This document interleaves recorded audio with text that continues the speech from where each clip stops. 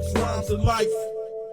Welcome to Books, Rhymes, and Life, the best show on writing hip hop in America, where it's legal to marry your cousin. We're talking about the Grammy nominations for Best New Artist, and the nomination from the rap world is Doechii.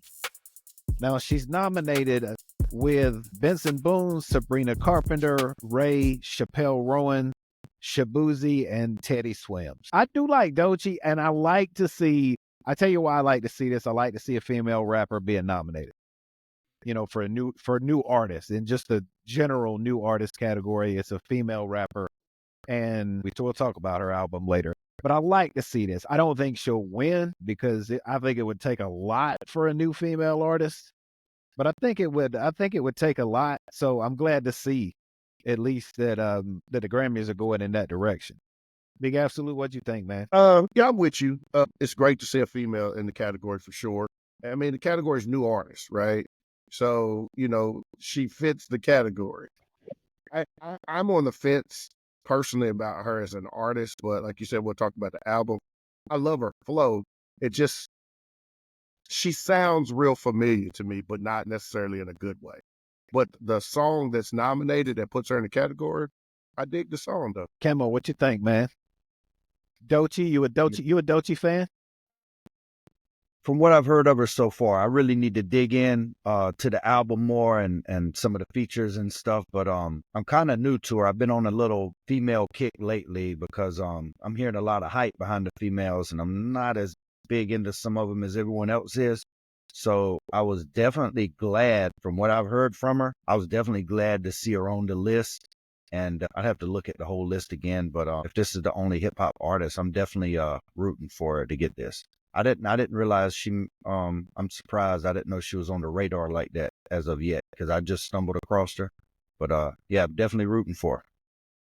Yeah, one thing I'll say now, because this is a better place to say this than her album is, I have listened to her album, and one thing I'll say about it is she's in this class with Win and at least Rhapsody, and I really like the stories because they are telling it's rap with storytelling from a female living their life, and that is new.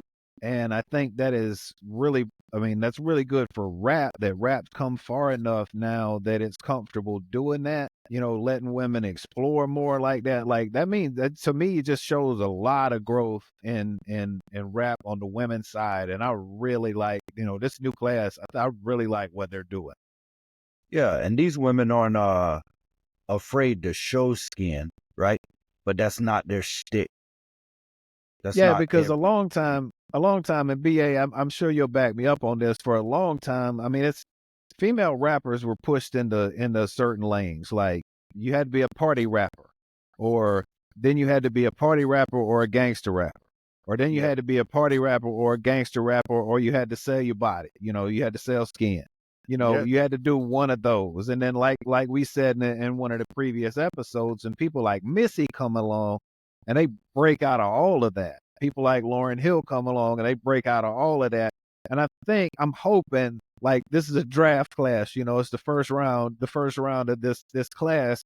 I'm hoping that they develop into what it looks like they could develop into between, at least to me, those three. Yeah, the class is solid. If you look at the maturation between Glow and Sexy Red and some of the ones that came out a year or two ago, the class is solid, and we're starting to hear a lot more lyricism come back and a little less sexuality, right? So before, we had this really uneven 75-80% sex, and then like 20% bars.